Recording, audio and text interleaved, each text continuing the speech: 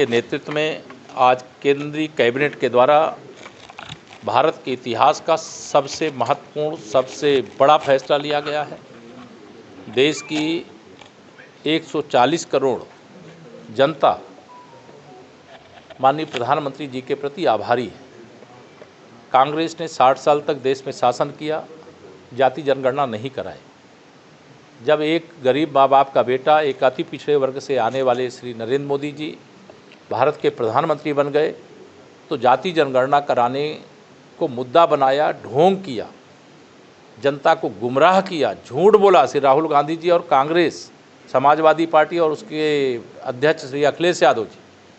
लेकिन आज केंद्रीय कैबिनेट ने जो जनगणना होने जा रही है उसमें जाति जनगणना का ऐलान किया है। मैं इस फैसले का स्वागत करता हूं। माननीय प्रधानमंत्री श्री नरेंद्र मोदी जी का हृदय से आभार प्रकट करता हूं। कितना बड़ा माइलस्टोन है इसी पॉलिटिक्स ये राजनीतिक दृष्टि से भी, सामाजिक दृष्टि से भी, जो लगातार केवल नारे लगाते थे कि जिसकी जितनी संख्या भारी उसकी उतनी हिस्सेदारी, या झूठ फैला करके सत्ता की मलाई खाना चाहते थे, लेकिन सत्ता में पहुंचने के बाद समाज की भलाई के लिए अगर ईमानदारी से कोई काम करता है तो वह उनका नाम है माननीय श्री नरेंद्र मोदी जी। वो वाराणसी के सांसद, मैं वाराणसी से आज आपके साथ बात कर रहा हूँ और मैं प्रधानमंत्री जी का कितना आभार प्रकट करूँ, मेरे पास शब्द नहीं है। देश गदगद है, देश खुशी से झूम रहा है और श्री राहुल गांधी जी हों चाहे श्री अखिलेश यादव जी हों, उनके ढोंग पर, उनके झूठ पर ये करारी चोट पड़ी है, करारा तमाचा लगा है। उनको लगा था कि वो ऐसी मांग करेंगे जो भाजपा नहीं, भाजपा ही हर वह काम करेगी जो इस देश की ज़रूरत है, इस देश की 140 करोड़ जनता की ज़रूरत है।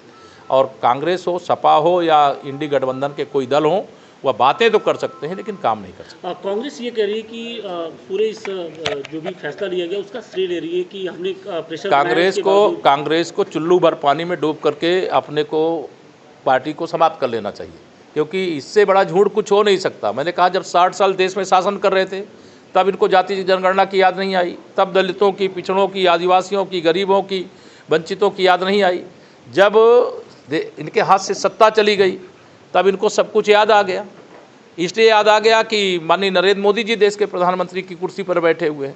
लेकिन आज मैं तो इस फैसले के स्वागत के साथ साथ ये आज कांग्रेस और समाजवादी पार्टी वैसे भी डूब जाएगी, क्योंकि यही इनके पास एक मुद्दा था जो झूठ का मुद्दा था। जैसे संविधान खत्म कर देंगे, यह भी झूठा मुद्दा था। आरक्षण खत्म कर देंगे, यह भी झूठा मुद्दा था। जाति जनगणना नहीं कराएंगे, यह भी झूठा मुद्दा था। लेकिन आज माननीय प्रधानमंत्री श्री नरेंद्र मोदी जी के नेतृत्व में संविधान का सम्मान हो रहा है, बाबा साहब का सम्मान हो रहा है, बाबा साहब के लिए समर्पण है। जाति जनगणना का आज कैबिनेट ने फैसला कर दिया और आरक्षण जो जिनको मिलना था उनको आरक्षण का पूरा लाभ मिल रहा है और आगे भी मिलेगा। हमारी सरकार जो कहती है वो करती है, कांग्रेस सपा झूठ बोलती है। नीतीश कुमार जी ने स्वागत किया है। मैं माननीय नीतीश जी ने स्वागत किया, उनका धन्यवाद करता हूं और आज माननीय नीतीश कुमार जी सहित पूरा हिंदुस्तान इस फैसले का स्वागत करता है, पूरा भारत स्वागत करता है, भारत का हर नागरिक स्वागत करता है। क्योंकि जो समाज में समानता चाहते हैं, ये बाबा साहब के स्वप्नों को साकार करने वाला कार्य हुआ है। क्योंकि जब तक यह जनगणना नहीं होगी तब तक जिनकी जो हिस्सेदारी, जिनकी जो संख्या है उसका पता नहीं चलेगा और उनको वो अधिकार और सम्मान नहीं मिलेगा। आज वह दिशा में बहुत बड़ा कदम है, मैं बहुत खुश हूँ। तो लगता है सर स्वतंत्र भारत में एक ऐतिहासिक, एक मील का पत्थर साबित होने वाला निर्णय साबित होगा। निश्चित तौर से भारत के इतिहास का, मैंने कहा कि सबसे बड़े फैसले जो हुए हैं उसमें से यह भी एक बहुत बड़ा फैसला है। बड़े बड़े फैसले हुए हैं, बड़े बड़े फैसले होंगे, लेकिन यह मैं कह सकता हूँ कि स्वतंत्र भारत के जो इतिहास का सबसे ऐतिहासिक फैसला है। आज बहुत बड़ी खुशी का दिन है।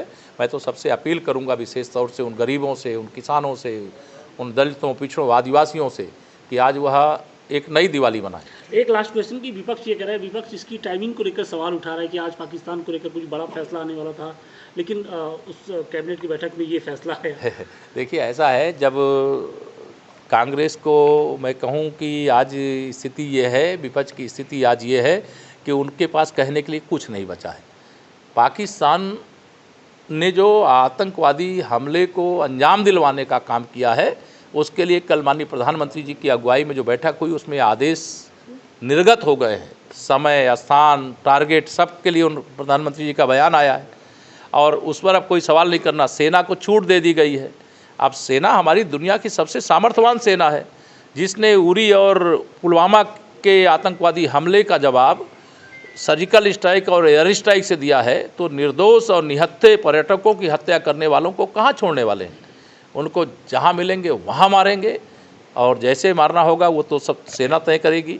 लेकिन यह ज़रूर है कि जिन लोगों ने निर्दोष पर्यटकों की हत्या की है वह और उनके आका आज बिल में छिपते हुए सुनाई दे रहे हैं, दिखाई दे रहे हैं, आप लोग दिखा भी रहे हो। लेकिन कांग्रेस का कुछ भी सवाल आज वो उनके पास कहने के लिए कुछ नहीं बचा है, इसलिए इस प्रकार की बात कर रहे हैं। धन्यवाद।